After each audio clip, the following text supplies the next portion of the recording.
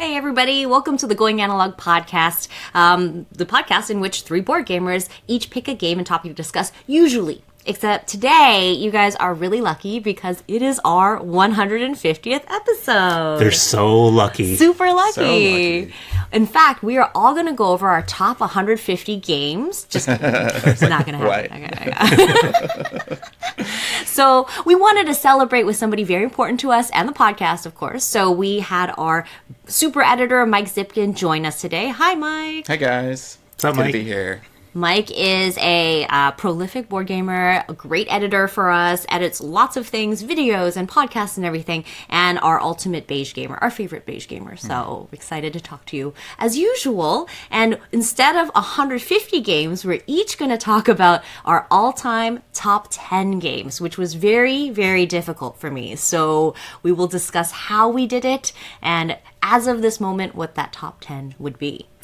Was part of the difficulty here that you waited till the last minute to really put it together? No. Well, the ranking is hard. I definitely had like a top 12 that was pretty easy to come up with for myself, but then ranking it was the tough part. But, Yeah. I've never done this specific exercise before, and then a lot of times when people ask, like, they'll see a game on our shelf and they'll be like, oh, this game, and I'm like, oh, that's one of my favorites, probably top 10, top 20, but I don't know how many times I said that. I might have had like 40 of those top 20s. I think 20s. I said that too, yeah. And then so now it's kind of cool to actually solidify that list and make it official for us. Because we don't normally do like top 10 lists or anything like that. No, this is our 150th episode. Our very first episode was back in August 8th, 2018. So we have the cred. You know, we've been playing games ever since that time and before. So we'll have pretty interesting lists, I think. A little bit of overlap. We'll see. We'll see.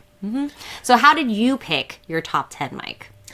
I think I just looked at my collection and I was thinking, like, what would I rather play if we had a group big enough to play the game at whatever player count? And it was just like, okay, what would I rather play other than anything else here? And I just kind of like looked at some of my favorites, and I didn't want to pick games that I played only once. So anything I played only once didn't make the list.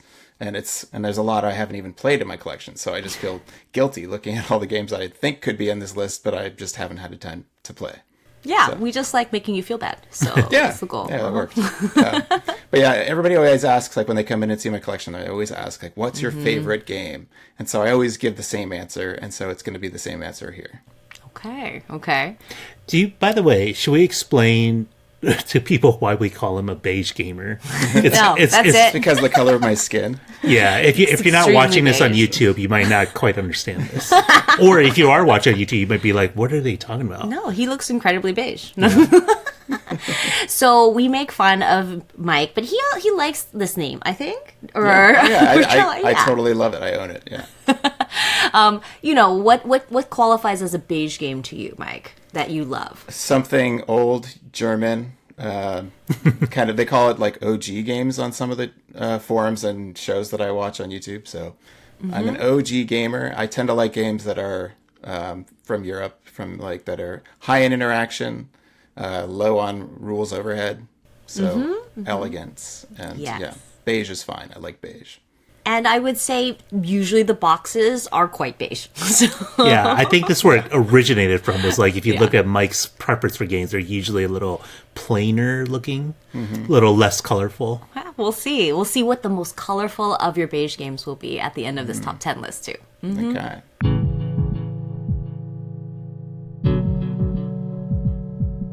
Shu, how did you pick your top 10? So for my top 10, I want to make sure there's a mix of different weights, right? So I'm like, I need some light games in there, some party games, some heavy games. You don't need to. Well, I wanted to make sure that I had a wide range because I think my list probably skews a little heavier. But then I'm like, I wanted to make sure that I'm like, well, similar to Mike, I'm like, will I want to play this game? Will I want to break it out? So then there's sometimes it's like, well, there's bigger groups. Sometimes I'll pick a few party games in there. And I also want to make make sure, I was like, this is still a game I'd be happy to play today. Yeah. Because there's some games that are like, this is an all-time great, like, spoiler, Codenames is not in my top 10. But I think it's one of the greatest games. But I'm like, I don't know if I want to play it too much. It feels a little bit long compared to when it first came out. So games like that didn't make my top 10. I also excluded a lot of really new games because, like, if I didn't play them enough, I felt like, well, it's either I didn't play them enough or I don't necessarily have the perspective. Like, so there's recent games like Forest Shuffle, Borderlands Ward, The Veil of Eternity, Search for Planet X, Vindication, Acropolis, River of Gold, The Guild of Merchant Explorers that I think in maybe 3, 4, 5 years they might make a crack the top 10. But right now I'm like, I don't know if I played them enough to really know for sure. Looking at the rest of your list, some of them I feel like are that new also though, but we'll see. In my real top 10? Yeah, we'll talk. We'll talk. What about you, Christina? How did you come to your top 10? It was mostly a similar way of thinking. It was like, if I were to play this today, would I like be excited to play it? Or would it be like, it's fine, maybe next time or something like that. So I want to be excited when I hear somebody say, I want to play this game. I'm like, yes, okay, I definitely want to play it. I also figured in how often I play this game now. So there are, I think maybe one big surprise where I was like, I just play this game a lot. So I should really put that in. And then, I think they're just sort of personal for me, or there's something very interesting about it. And I really like the gameplay, and they scratch different itches of my gaming preference, I think. They do tend to skew a little bit medium heavy because that's what I tend to prefer. But just as a spoiler, my lightest one, since I'm going to start on my number 10 anyway, is Telestrations. So this was my one acknowledgement for this is my favorite party game.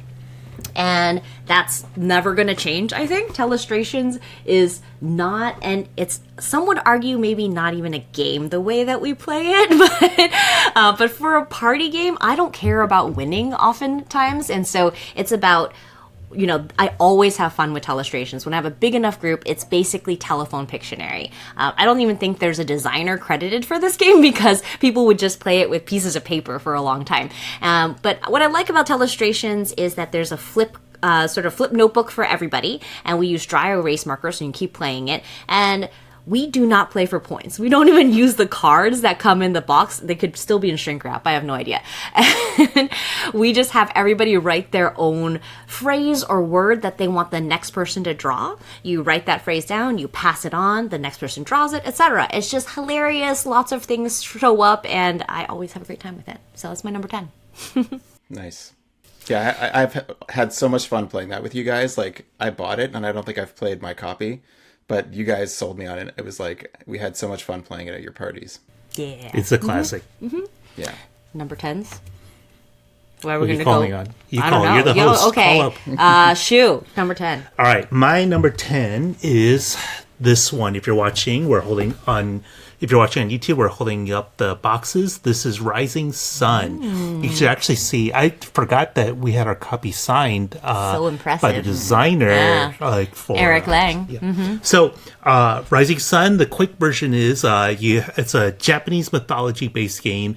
Up to 5 players can play on one map. You're putting out units, but it's not really a war game, even though it's kind of the trappings of a war game. It's not a traditional war game. It's just like about aligning with people, gaining different powers, triggering these powers to move your characters around, to buy more monsters, to buy more powers. You could win peacefully, lots of ways to win, and it has a really, really clever bidding system when you do fight, because you could just give up, or you could retreat, or you could capture prisoners. So there's a lot of cool stuff. It runs a little long, but it's one of my favorite games of all. It's pretty epic, and for me, Dudes on a Map type game, which is what I would generally classify Beyond the Sun, it is my favorite Dude on the Map game. It's just not my normal gaming preference. Cool. Yeah, not Beyond the Sun, so. Rising Sun, but you were close. You said Rise. Did I say that? You said Beyond the Sun. Oh, because that's a hint, something that's coming up later. But Rising Sun is my favorite Dudes on a Map game, for sure. Nice. Yeah. Awesome. Okay, so my number 10 is one of the Beigest games in my collection. Yes. So that's a great place to start. This is Hab and Gut. This is the Have and the Good, I think. In English, they translated it. And so this is a stock market game. It's very I guess, just like simple rules. It's just like you have these cards that are on these card holders in between the players. And so it's like between two cities, if you've ever played that, where both players to your left and right share a little bit of information with you. And you have insight into how the market's going to change. You have to, on your turn, you just have to like buy or sell stock. And then you have to manipulate the market with one card from each neighbor. And so you can kind of work together those shared incentives with both neighbors. And you can see like the stocks start to shift and, and working together to like make that go up or down. So it's a lot of fun. Okay. The one rule that I think a lot of games should have more often is the person who, like, throughout the game you have to donate a piece of stock to your charity. Everybody has to, and the person who donates the least after the end of the game is eliminated. Just no matter it doesn't matter how many points they have, and well, money is points, obviously. So, but yeah, it's a great game. I love that rule. I love a bunch of games like that. But yeah. Okay. Number 9, I want to talk about, because it is Beyond the Sun, and I said that wrong because I was talking about Rising Sun before. For me, number 9 is Beyond the Sun. It's a game by Dennis K. Chan. We just played it again recently, and I was thinking, I was excited to show this to somebody who hadn't played it before, and I just love this tech tree. It's basically Tech Tree the game, and I'm here for it, and I'm happy about it, because you're just discovering new technologies. The game develops differently every single time, and there's like fun space themed stuff there, but it's basically a tech tree. I like the tech tree. Next for you, Shu? Well, let's go to Mike so we can switch up the order a little bit. Okay. All right. Now I have to check what my list says. All right. Oh. So number 9, you threw me off. Number 9 is Hansa Teutonica. So this is a great classic beige Euro game where you're creating the Hanseatic League of merchants going around Europe and setting up little shops and upgrading your powers. And everybody has these cubes that you're placing out, and you can and you're from your little board. And as you upgrade stuff, you get to open up more of your abilities and just start to move, mountains as you're getting through to the end of the game. So it's just got a really cool evolution as you get from the beginning to the end. It's very competitive. So I think I taught it to some people, and I was like, I like this game. I see why it's a good game, but I don't like playing it because it's like brutal. I see that. Yeah, there's a certain level where the game reaches enough aggression. Like there's got to be an aggression meter hidden somewhere, like in the background. But Christina senses is like, this has crossed my threshold, then she will not enjoy it as much. It's a personal thing. Right. My number 9 is Crokinole. I'm not going to show it because it's big, it's heavy, and you can cause accidents with it. We have ours hanging on the wall, and then her brother Shout out to Brandon. Dropped it while trying to hang it back up, and then cracked our baseboard along the floor. We had to get that repaired. But Crokinole is this awesome game where it's like a huge wooden sort of platform. It's usually circular, or sometimes you could find them in octagons and such. And then you're flicking little discs across this very smooth surface, and you're kind of bumping other discs in, or you're trying to get yours closer to the middle or in the middle for scoring. And as you go through several rounds, so you kind of think of it as like shuffleboard. Finger shuffleboard, but on the table. So yeah, it's a very fun game, and it's always like a weird one. People are like, if you've never seen it, people are like, what is that? And you're like, oh, let me show you. And then guaranteed good time. And where are we on? Number 8. Number 8. I'm going to take number 8. My first number 8. It actually is Genotype. I really, really like this game from Genius Games. Designed by several designers, John Covio, Paul Salomon, and Ian Zhang.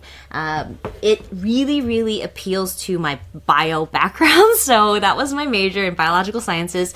And it takes the science of genetics and the history, because Mendel, some people may remember, did a lot of genetic experiments with peas. And it's all about, we are these Franciscan monks, and we are doing pea experiments. And Christina is nerding out so bad right now. I love it so much. I also thought about, one of my qualifications was how much did I bling out my copy. So I know that Mike blings out a lot of copies, but I blinged out my genotype. It's deluxe edition, and my first player marker is a real mini little trowel thing. So it's so cute. I love it. It's a good game, and it's good science. So I love this game. Nice. Shu? All right, my number 8 is El Grande. So this box that we're showing on video right now is the newer version, which is way prettier than the old one. I've shown the old game to friends before. It is immediate. There's a barrier you have to overcome. It's so dry and ugly. Not for me. It's like right up Mike's alley. He's probably like, "Whoa, what is this thing? So beautiful. What is this beautiful?" So beige. But then the newer version is a little bit more colorful, a little bit more welcoming. It's an area control game. You have a certain number of territories. And then what you're doing is putting people out, but then you're also grabbing cards. Like, you have to make decisions. Do I play a card that's going to give me more people? Or do I play a card that's going to let me go earlier? Do I grab a power that's going to let me shift other players around or score immediately? So it's constant manipulation of what's going on around the board. And it's just super strategic, but it's not a heavy, dense game by any means. I love El Grande, so it's a game I'll play forever. Nice. So nice. sweet. I do love me some El Grande. But it's not on my list. But my number 8 is Lords of Vegas, and even though I've never won a single game of this, I still love it. It doesn't matter. Oh wait, all these years you've never ever won? Ever won? You have to have a bit of mixture of luck and timing. So it tends to be something where I just like. I'm doing really great at the beginning, and then suddenly I'm getting overtaken. So, but the basic premise is you're building casinos on the Strip in Las Vegas, and you have like these chips, or every card you get has a coordinate, and you get to take control of that spot to build on later. And you're trying to like build up these casinos in like these 6 or 7 different colors. And when a card comes off the deck, it'll be one of those colors. And so all of those casinos of that color will score. And so if ever 2 players have the same color casino that touch each other, that connect, like an amoeba, they become one casino. And then whoever has the highest dice pip in the casino is the boss and gets to take the victory points when that color scores. So it's super cutthroat and mean and lucky sometimes, very lucky. And yeah, I blinged out my copy to the nth degree. Mm-hmm. So yeah. Shu, we're going to go to you for 7. Number 7. So let me grab this box here. This is a game we played the heck out of during pandemic times. We just played this so much, and I think we ended up recording 150 plays of this. But each play is like really short. Yeah. This is the cooperative game, The Crew, The Search for Planet 9, The Quest for Planet 9. Excuse me, The Quest for Planet 9. So this is a cooperative trick-taking game, and so the game, each mission. And the book will come with several missions. They'll lay out the parameters of like, you need to accomplish this many objectives, or you have to accomplish objectives, but in a certain order. You have to do this or that. So you all have to work together and be clever about it by making sure like, okay, I need to get rid of maybe certain colors so that Mike could win his objective, or I have to play this at the right time so that Christina could win her objective. And you can't communicate what's in your hand, of course, that'd be cheating. But so it's a lot of fun. It's like super, there's a lot of strategy there, but it's not terribly complicated, and you feel so rewarded when you figure it out, because like the whole team's like, yes, that's exactly what I wanted you to do. This happened, it worked out perfectly. Sometimes you're going to lose really badly just from the luck of the cards that come out, but it's an incredible game that I just keep thinking about all the time, and I wish we could I want to start over and play it again with new people. We played a ton before it came out. When it came out, we played it again. The sequel is actually pretty good too. I would actually recommend that one, but I have a soft spot for this one because of the theme and how much we played it. Yeah. And how much we play. Yeah, this one takes place in space. The other one's underwater themed. There's a little bit more variety there. I think it's probably technically the better game, but this is the one I really like. And I feel like that was about the age of a couple that you took out for saying they were too new. This is a 5-year-old game? Yeah. No? But I think some of the other games you have in there, close. Yeah, anyway. maybe. but that's how important it was to I haven't played those other games 150 times, Fair. right? That So is I fair. know That's this fair. one we beat. We played multiple times. We played like one full campaign, and we played several times before that. So this is comfortable for me to be able to put in my top All right, 10. I'll allow it. I'll allow Yeah, it. it's a sentimental pick. Yeah, during the pandemic, that changed. That created a lot of time to play games for you guys. Yeah. That's true. What was your number 7, Mike? My number 7 is one of your favorite games, Christina. It's The Estates. That's sarcasm, in case anybody missed that. There's going to be a few of those on this list.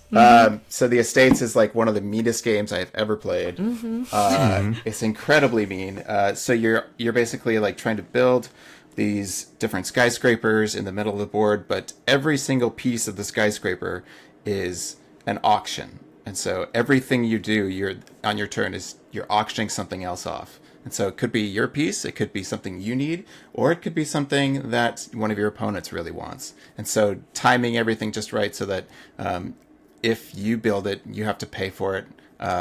And whoever, but if somebody else, decides to buy it, they pay you. And so you have to decide, like, am I going for the money this time, or am I trying to get points this time? So it's all about these different decisions, and it's so interactive. It's awesome. It's a really mean game, but I like it a lot. Yeah, that's a great one. It's a really mean game, period, for me. No, I see it. My number 7 is Lost Ruins of Arnak. So I really, really enjoy this game, and was super excited to meet Min and Elwin, the designers, during Gen Con once. That was really cool. And I blinged out my copy a lot too. So you are explorers on this island and trying to make your way through the jungle to get these resources to explore this lost temple. There's so many expansions of it now, and I really enjoy some of them. But even the base game, I played it on Board Game Arena, the base pretty recently with some friends. It's still so satisfying. I like putting those resources together to get as far up that track as possible. And I switched out all of my little green compasses for little working compasses, and it's adorable. Oh, and my first player marker is like a working stopwatch, like not a stopwatch, Pocket watch. Pocket watch. So yeah, good Nice. times. I approve. Yeah. It's very much Mike in terms of like For my favorite blinging games, out my individual favorite games. Yeah. Nice. What about your number 6, Mike? Okay. We're going back to the auction house to play Modern Art by Rainer Knizia, one of my favorite designers. And this is probably my favorite game of his because it's all auctions. And you're just basically, you have a hand of cards, and each card is a painting. And so this version is the Dice Tree Games version. It's so beautiful. Has real, Rembrandts and Picassos and Da Vinci works of art. And so you can sort of tell a story about your art as you're selling it. And you're just trying to, sell your art to other people so that you can take their money. And also, try to have the best art that keeps, going up the point ladder exponentially with each round. So a lot of fun.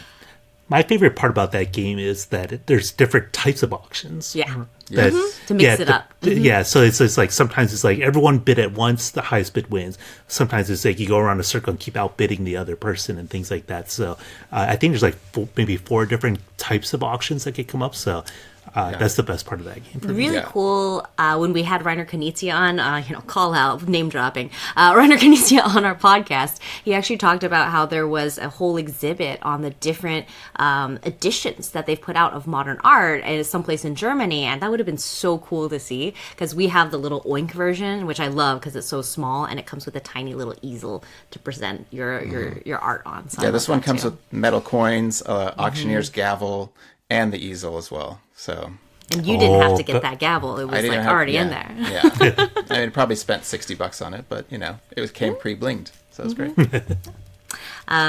Your number 6? Are we on 6? Yes. Mine is Concordia, specifically the Venus version. So this is a game about trading in the Mediterranean, which sounds about as boring and generic a Euro game as possible.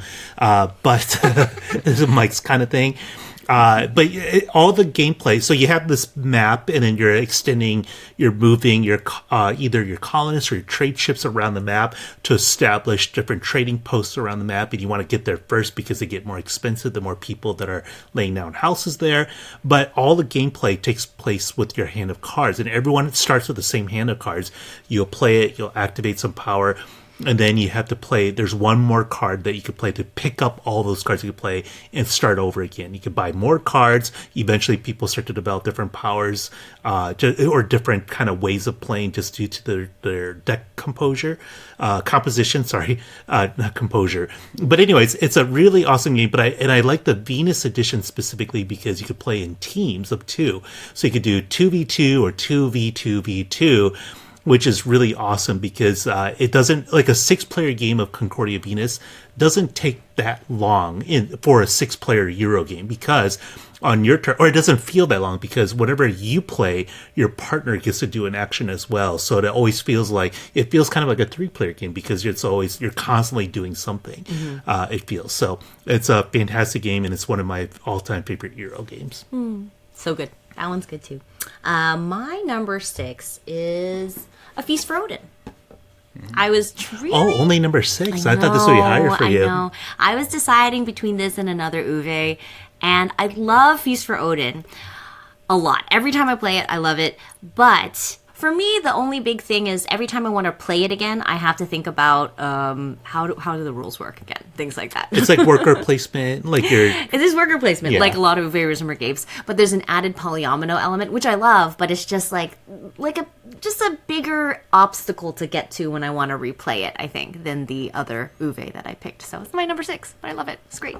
Yeah, that one's crazy because it's also hard to teach because unlike a lot of worker placement, this is like a whole board of 24 actions that you get picked from right off the start. So right away you're just like, It's an overload. Yeah, your first time play, you're just like, I don't know what I want to do. Do you want to build boats? Do you want to go hunting? Do you want to go try to pillage? Or do you want to trade goods? And it's just like a lot going on. And so, but once you kind of get over that hump, it's pretty awesome. The problem is I need to play it 3 times within a week to really make sure it sticks, and that never is going to happen. So yeah. So we're on to number 5. Let's go with Mike again. Number 5. Another one of your favorite games, Christine. This was one we played last time. This is Streetcar, but this is the San Francisco version. Highly interactive sort of tile placement game where there's a lot of luck involved in the pull of the tile, but it evolves as you play. It starts out you're trying to connect your 2 depots and stop at a certain spots along the board and then end up at the other end of your depot. But if you let on too early as you're placing tiles, like where you're going, people can totally mess up your route for you. And so it could be very mean. And you just kind of have to know going in that you may not make your route. So you just have to be okay with that. But as you're placing, it starts, like I was saying, evolving from trying to hide where you're going into then just trying to screw other people over as well, and then just try to finish your route quickly, because as soon as you finish your route, you call it out and your train leaves the station and it becomes a roll and move, race to get your train to hit every stop and get through the board. So yeah, I love that arc and that sort of race element as you're just starting off trying to be secretive and then get to the end. It's very unique, the tempo. I was not good at it, but I see the appeal. Okay. Yeah, it's a mean game. Yeah. And Anything things I might not play go with your right. Mike's a mean person, I think. I like mean games. I'm not a mean person. Just kidding. Well, what I was going to say is, it's a mean game from Mike. Things may not go your way during the game if Mike's apologizing to you during the game. Because Mike brought this game to us. The last time he visited, he brought this and then had us all play it. And he could see, people aren't having fun because things are going wrong for us. It's the mean parts are coming out.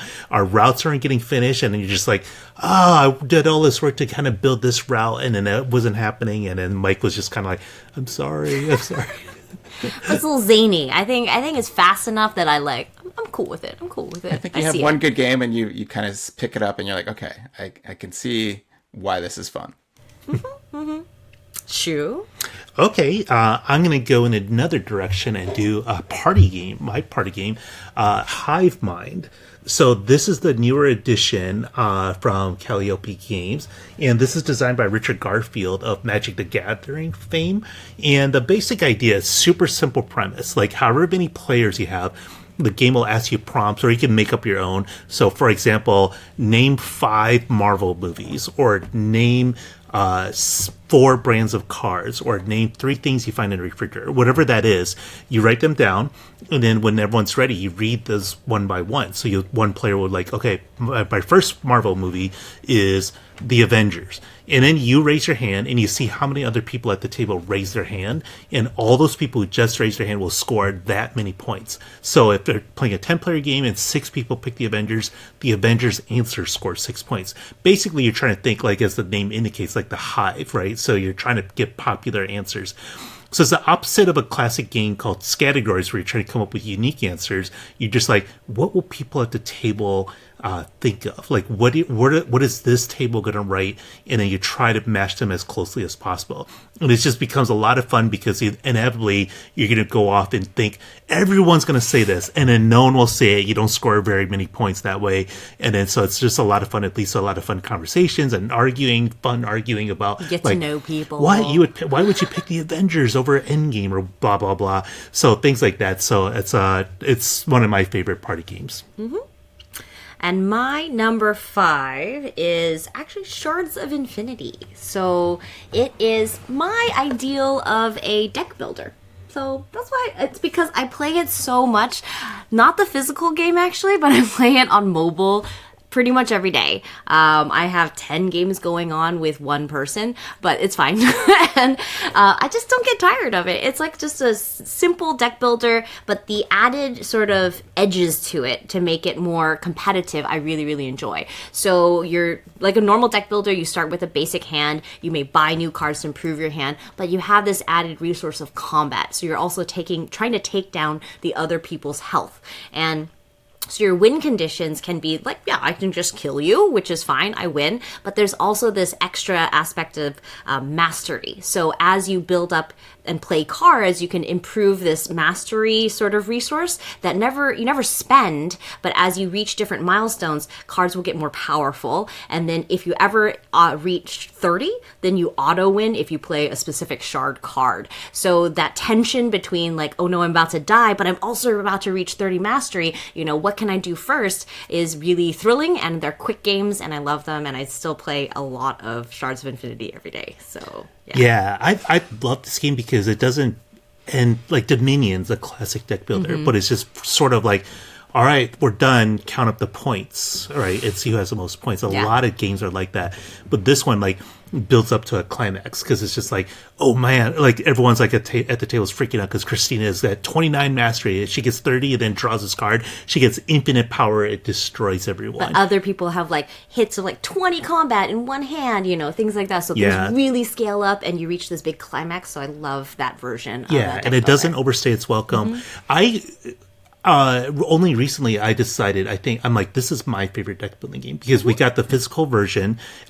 Same as Christina, I've only played it digitally, and the digital version doesn't have the expansion. So I'm like, it's okay. You're just playing the base game. But now that I got to experience some of the expansion content in this new, the Saga collection version of this, I'm like, oh, I think this is my favorite deck building game. There's so many cool combos and so many ways to play, and it's very exciting. They did rebalance a lot of the cards in the base game too, favorably. So I like that part too. Yeah, that's great.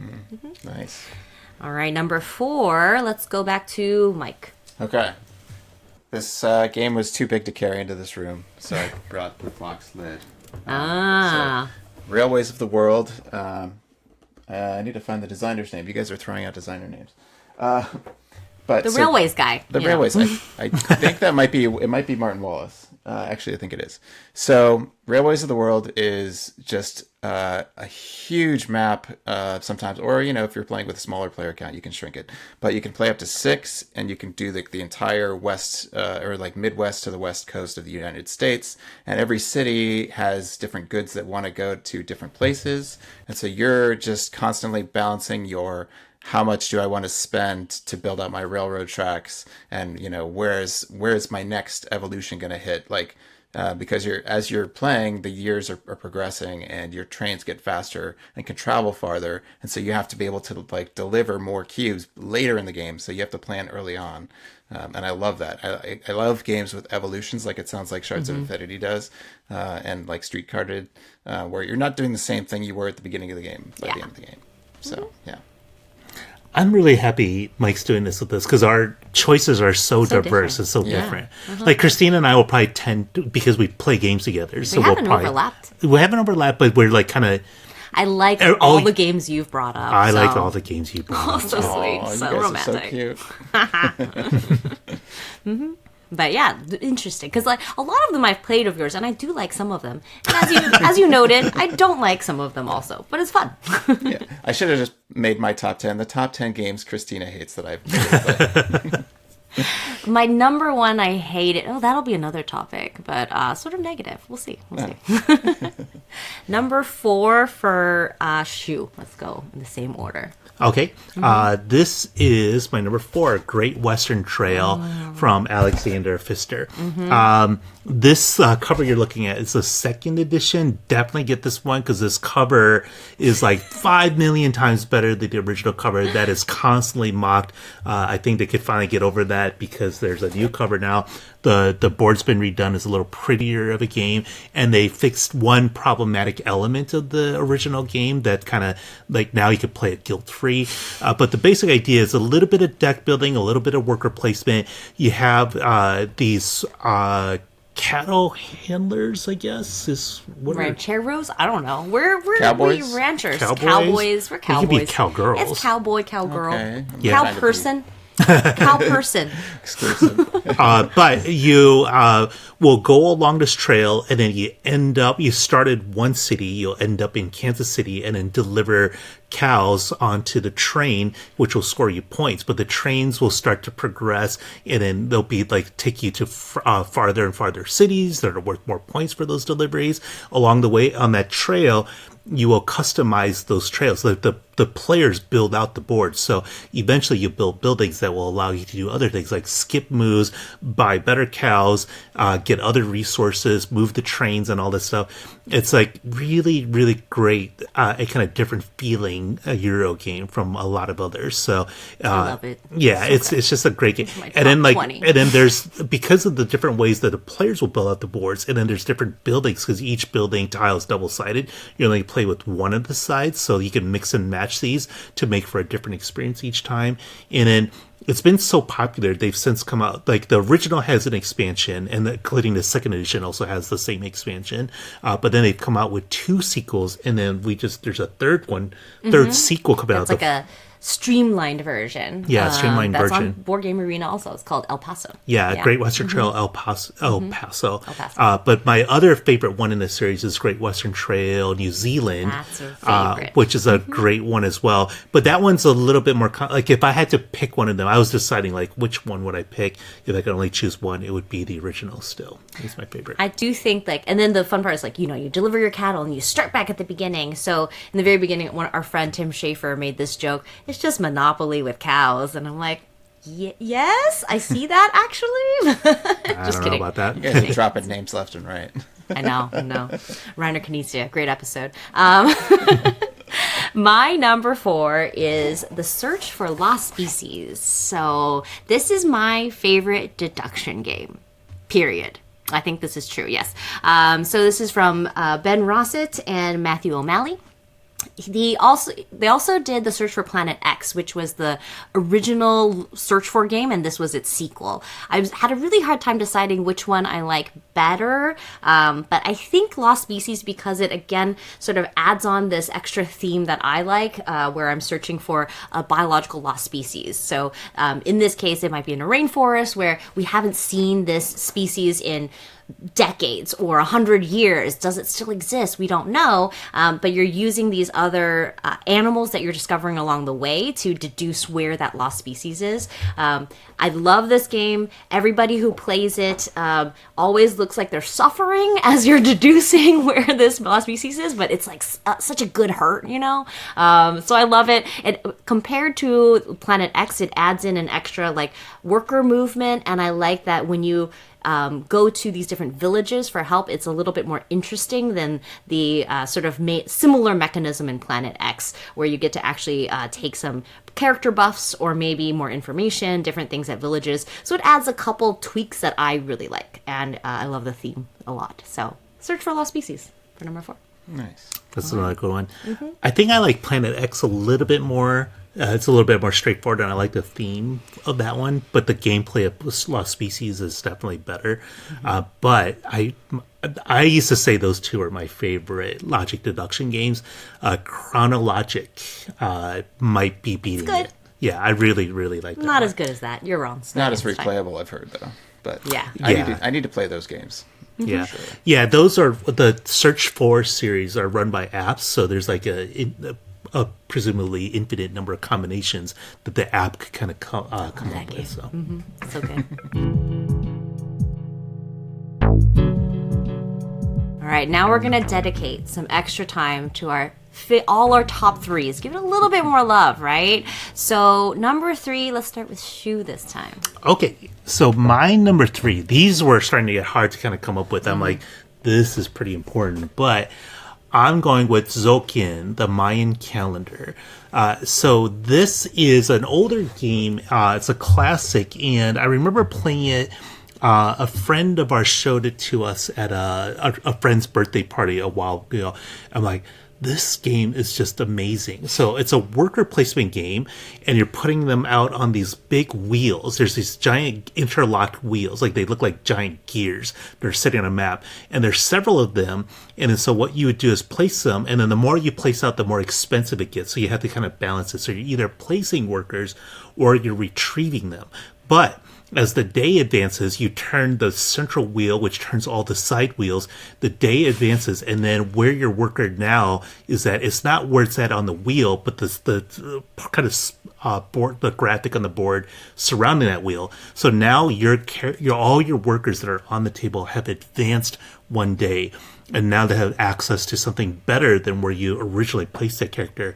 So you're making these decisions of like, later, when I want to pull workers off the table, do I want to pull it now or let them sit there a little bit longer to get to for the days to advance and the wheels to turn to access even more powerful actions, like which might give you more resources or more points or let you build cooler buildings or advance on different tech tracks. So it's just this constant like, oh, you have to not just place workers and do whatever action that is, like a lot of other worker placement games, but you have to do the timing of when do you place, when do you take it off, and try to balance all of that. And then you have to feed them, of course. Yeah, so, you have to feed the workers, of course, which is difficult. So if you're kind of newer to Euro games, I would never recommend this one because it does have that complexity of like, when do you take them off? And you could find yourself, if you don't play it well, of like, oh no, I have to take my workers off now because you have to do one of those two actions.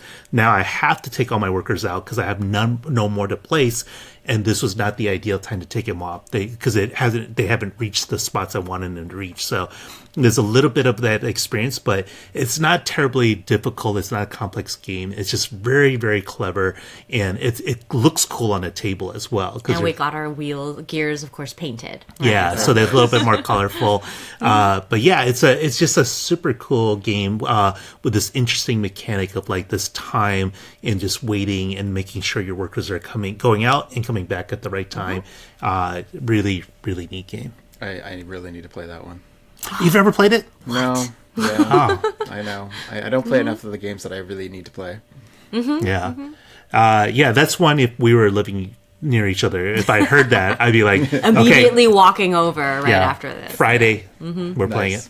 Nice. I want to see your painted board though. I've seen I have the game in my collection and I haven't played it, but just seeing the gears working together, it's so pretty to watch the whole thing move. Yeah. Yeah. Yep. It's so cool. And your number 3, Mike. Okay. My number 3 is Acquire. So the Sid Saxon classic.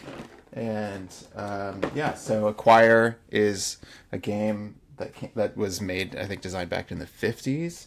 Yeah. And I wish my parents had brought me up with it, because I would have gotten to know it a lot better and be actually decent at it instead of how terrible I am at it.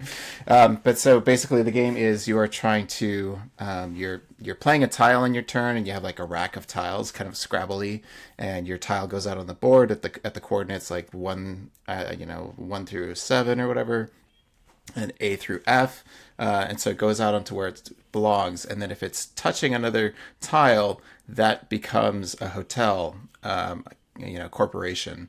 And so you're starting these corporations, and you're taking stock on your turn. And you're trying to invest in other people's corporations, and trying to make sure that you're in like the primary, like stockholder position, so that when that company, when those tiles, let's say two companies touch, tiles where one joins them, the bigger one always swallows the smaller one. And so you want to be in the primary shareholder position of the smaller one, so that then you can sell your shares and make off with a ton of money.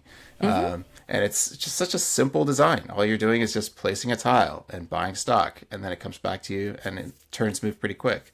But yeah, I wish the buildings weren't super futuristic like they are in this version, but like to get the one I want, it's like copies of this game from like the 80s go for like $300. Wow. But they just that newer edition, Renegade. Yeah, I have the new Renegade edition, and it looks great. It's not my favorite version, but it comes with poker chips, which I love.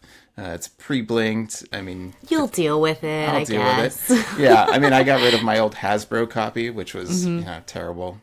So yeah, it's a classic for a reason. It's great. Do all these versions play identically, and it's just a matter of like the materials and the presentation? Somewhat. I have a 3M version from the original print run from like the 50s, and the board is more rectangular. I think there's more coordinates, more higher, like numbers. I think it goes from like 1 to 9 or higher. And then there's newer versions made it more of a square. So yeah, the older version, like some versions have more tiles, and so it changes the game for super pros who talk about it on BGG. Yeah. Okay. Yeah. Shout out to our other episode, Phil Walker Harding, naming more dropping of names. Also picked that as the game he wanted to talk about. He loves Acquire. Yeah, our last episode. I feel like now, I don't think I played it before. Have you played it? I don't think I have either. Yeah, I feel like we're gonna play tzolk'in and Acquire the next time we hang out. At the same time. Okay.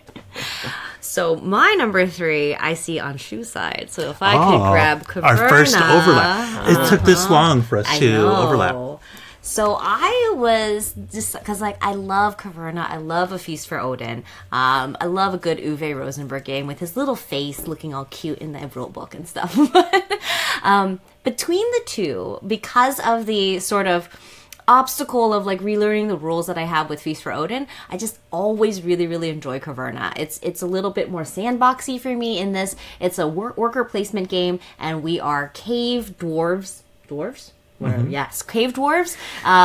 Either building out our caves inside, mining them, getting some rubies, putting donkeys inside our caves, or building out the farming part outside of the cave. So some people prefer Agricola, which I feel like Caverna is sort of like a spiritual successor to it, right? Caverna is going to be a little bit more forgiving, where Agricola is like a little bit more brutal. You have to be more careful with your resources and things like that. But I like the fun of Caverna. I like the extra theme. I want to see how many sheep I can fit into this cuddle room cave, things like that.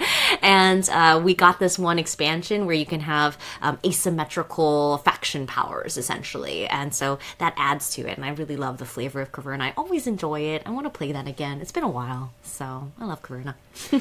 There's a classic moment where Christina was pulling this game off the shelf, and she dropped it, and I just heard her scream out because she didn't hurt herself. No. There are just so many pieces in there. There's like so many resources. There's like horses and donkeys and sheep and dogs, and Well, and it that's plays there's up to 8 or something, so there's just 7. Yeah, I seven, believe so- 7. Yeah. Didn't we play a 7-player once? Yeah, Yeah. it took a little while, but it was still fun. And then there's like wheat and pumpkins and like there's a List all the million components pieces. now. and it like I look on and I had to laugh and I took a picture of her because she's just on the floor, almost like ready to cry because we have an organizer where all these things go into their certain squares, and it was just like a big, massive mess of tokens, and it took her a while to kind of put it back together. Yeah. But it's got the classic Uwe parts. You're farming, your animals breed, and you have to feed your family, but all in like a fun. I don't know. I just love this game. It's classic. nice. That's I my need number to play 3. that too. I haven't played it. What? I know. God damn it, Mike! Triple game day. Okay. Yeah. Number 2. What's our number 2, Mike? Your number Okay. 2. So, I was almost going to put these two at a tie, but I have to say I like this one a little bit more than Acquire. It's very similar. This is Shark. Shark. Shark is another older stock game. I love me some Stocks. Some good economics stocks. and some stocks.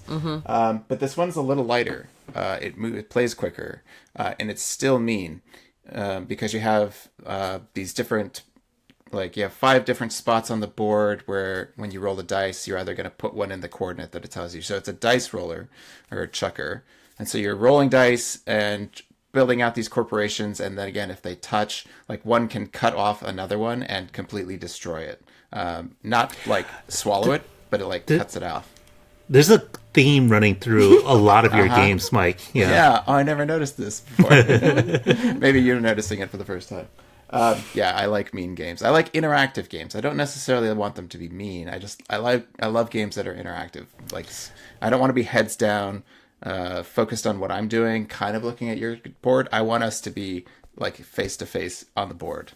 Yeah, but not even mean. Like a lot of your games are like the territory, and then the control, and then the things are touching and absorbing and growing into bigger Are you territories. trying to psychoanalyze Mike? Yeah, like the Estates, Lords of Vegas, this game, Acquire, are all kind of similarly themed there. But Yeah. he knows what he likes. Yeah. Yeah, there's a reason I like all these games. They're very similar. Yeah, I think I know what Mike's number 1 is. yeah. Okay. I haven't heard it yet, so I'm Oh, like, yeah. I Yeah, think that's I know true. what it is. I think I know what Christina's is. Of course. If you've listened to the show at all, you probably know what my number 1 is. Number 2, I will say, is my Mikeyest game, I would say. I'm listening. And so it's a card game, though. I really, really like this old Carl Chudik game called Innovation. I thought that was going to be your number 1. No, I thought it's so, my too. number 2. Yeah. My number 2. I play this a lot on Board Game Arena. I would not say this is the best way to play Innovation, but it gets that itch scratched. Okay, it's a highly competitive, multi-use card game, and it's ridiculous and chaotic. But there is a lot of strategy that you can employ when you're paying attention, which I tend not to do when I play it on Board Game Arena. But, essentially, as you're playing out cards into your tableau, there's 5 different suits, essentially. You play them out, and each of them have icons. And so these icons are building up your mastery in these different areas of building out a civilization. So you're constantly competing, like who has the most light bulbs, who has the most leaves, things like that, because if I have more leaves than you, I can dictate that you give me one of your cards or take out a scoring card, and it can be actually very, very mean, which is a weird game for me to like. But I think, yes. So there's just something about this game where, like, the first time I played it, I hated it because a lovely friend of mine forgot to tell me one of the end game triggers and ways that you could win, and I was very upset. But then we had this other, like, gaming getaway, and I played this game 4 players, which usually is not recommended, but I played it like 4 players 5 times in a row, and it was so different every single time, and we had so much fun. It's like completely different every time I play it. Sometimes you can like just smash the opponent and it's like brutal and you feel great, and other times it's like really, really close and I come back from behind, or they come back and surprise me, and it's just always exciting. You can play 2v2 teams, and that's ridiculous too. And the way the cards interact are so crazy. This one time I played this whole game team-wise, and we're like doing great, then we start doing really, really poorly. You have your score was going down really, really low. Our civilization's not doing well, basically. But then the other team, they start triggering some really high power cards and accidentally created Skynet, essentially. And so that endgame trigger turned out to be, now because you created Skynet, the team with the lowest score will win, and we won as barbarians. So I was very excited by this outcome. So I love how crazy this game is, and I will always play Innovation. So that's my number 2. That game is awesome. I love Innovation. Shoo, what is your number 2? My number 2 is, let me reach for this. It was very close. This was almost my number 1, but I'm going with the Castles of Burgundy. That was almost in my list for sure. What? It's not new? Yeah. It almost made my list too. Yeah. Yeah, I'm surprised that this is like a lot of people's like top 10 kind of game. This is the special edition that you're looking at.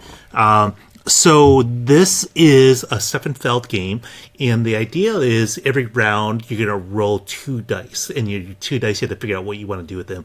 It could mean, hey, I could take one of these tiles from these numbered depots around the main board. So if I roll a 1, I could take a tile from the number 1 spot and put it onto my own player board. Then your player board is this grid of hexes that all have different colors and numbers on them. Then the number 1 at the same time could mean I could now take a tile that's on my supply board and place it into a number 1 spot on the board. There's other restrictions and rules about what you can place and where. It has to match colors for the type of building. But so first of all, there's scoring. There's like ways of like, you want to play aggressively and fill in certain colors to complete a region to score. But all of these buildings, there's a ton of them. You need a player aid for sure. In most games, most of these games have them. But they explain the building. So, for example, putting down a ship might let you take more goods that you could sell for money. Or you could take a building that will let you take another building. Or you could build animal pens, and then the animals will score differently on their own. Or you could build a castle that will let you do anything you want, like as if you had a wild die. So it's really... There's a lot of game there for not a lot of time. Like, it's not a time investment. Mike at some point called it a super filler, which is the most ridiculous thing. I remember this. Yeah, we had this big argument. It's like, it's not a filler game. It's not a super filler. It's still like, if you're playing 2 players, maybe it's a 45-minute game. If everyone knows what they're doing, you can play it pretty quickly. But it's a very meaty game that feels so streamlined and so easy to play, and it's so rewarding. And I've never met a person who did not like this game. We converted one who said he didn't like it. Yeah, but so he was wrong. We've been showing our friend Nam Steffenfeld's city collection of games from Queen Games, like Hamburg, Amsterdam, Marrakesh, and he's just like, man, I think I'm a big Steffenfeld fan, except he played Castles of Burgundy a long time ago, and he said, I didn't like that one. And we're like, something went wrong there, because there's no way, because that's his best game by far. I agree. It's like the highest rated on Board Game Geek. Everyone will tell you. Highest rated by me, so yeah. So everyone will tell you this is Steffenfeld's finest game. And then so we made him play it again. I'm like, we're going to show it to you. And then he's like, oh my God. He learned it at a convention. Someone taught it to him. Something went wrong there. And he fell in love and bought the special edition as well. Yeah, if you get this game, if you're willing to invest right up front, get the special edition, because it's beautiful, it's gorgeous art. They fixed a lot of things with the artwork being kind of really small and hard to see. You can upgrade more and get these really nice acrylic tiles that are kind of chunky and kind of clackety-clack, and they have these nice bags to put them in to draw the tiles out of. The art's amazing on this new edition. Like, I just love this game. And I'm just so amazed that you can play it so quickly, too. Like, a 4-player game. I taught a 4-player game, 3 new people, and it was like under 2 hours, like with the first time teach, too. It just goes so fast. It's a super filler. Yeah.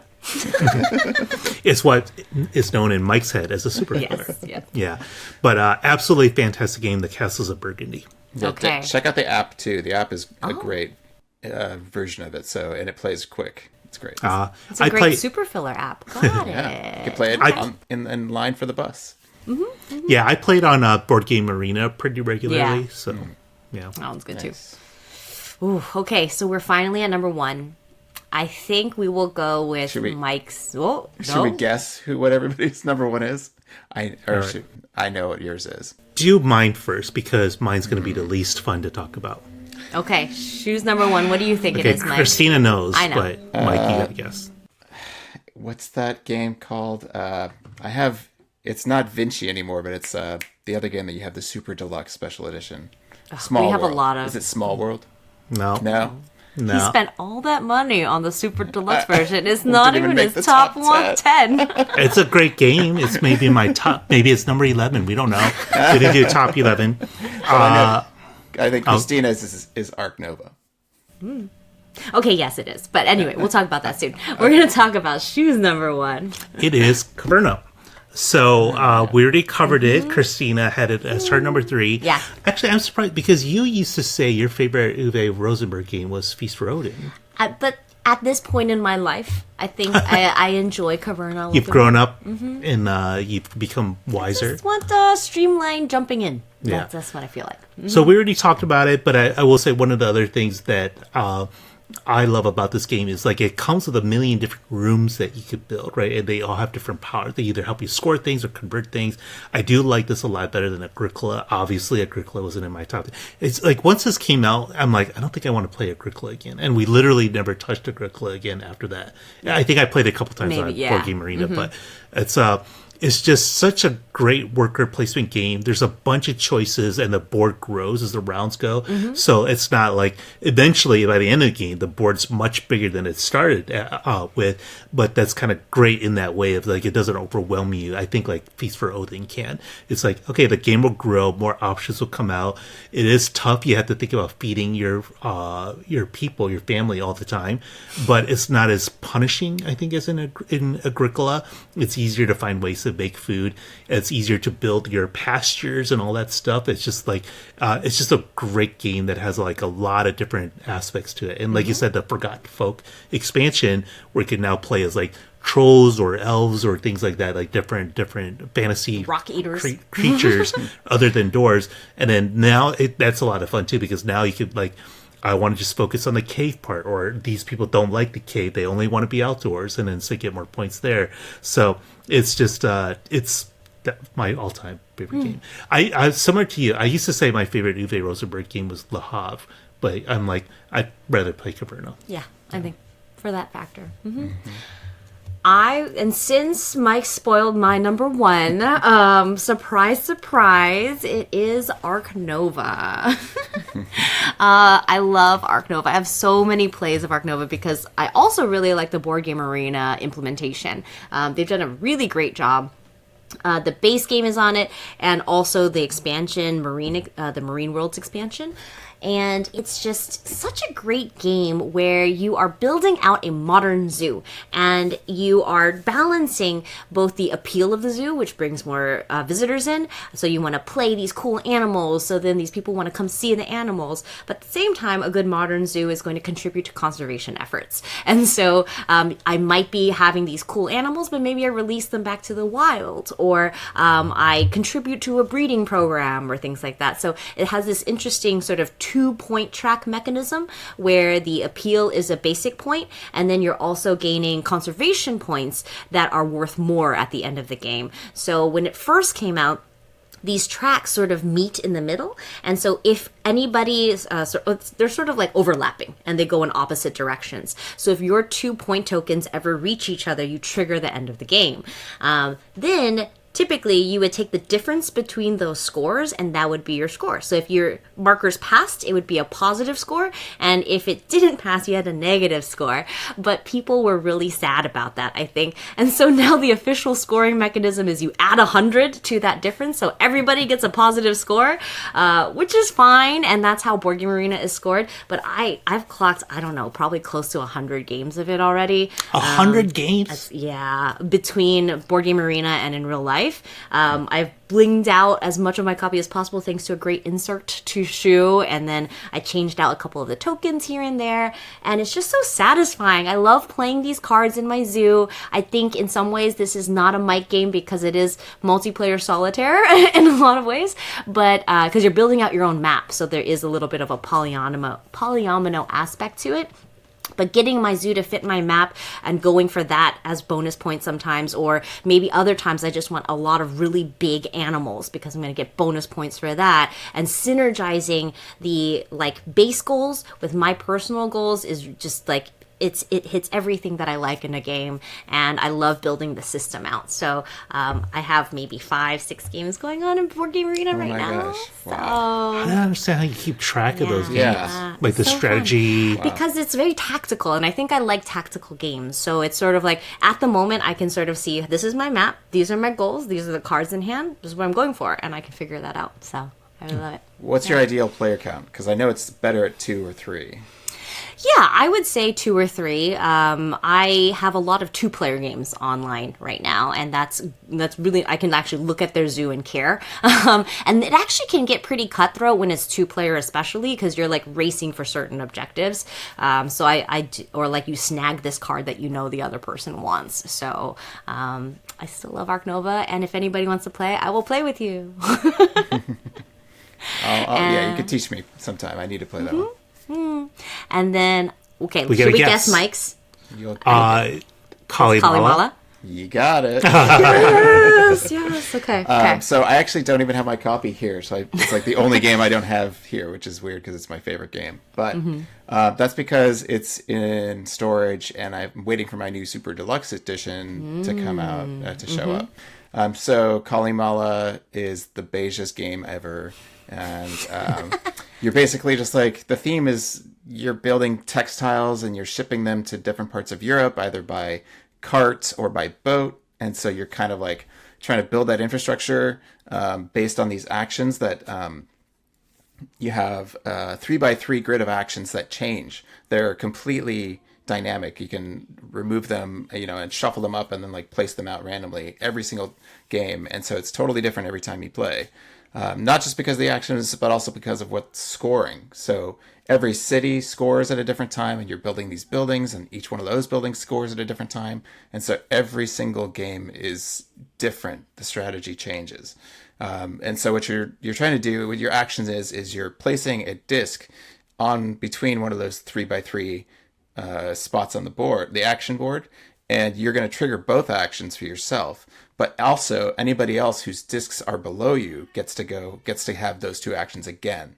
And so if you're if you're smart and you strategize enough, you can plan, where are people going to go, and figure out like where can I get more actions for going there.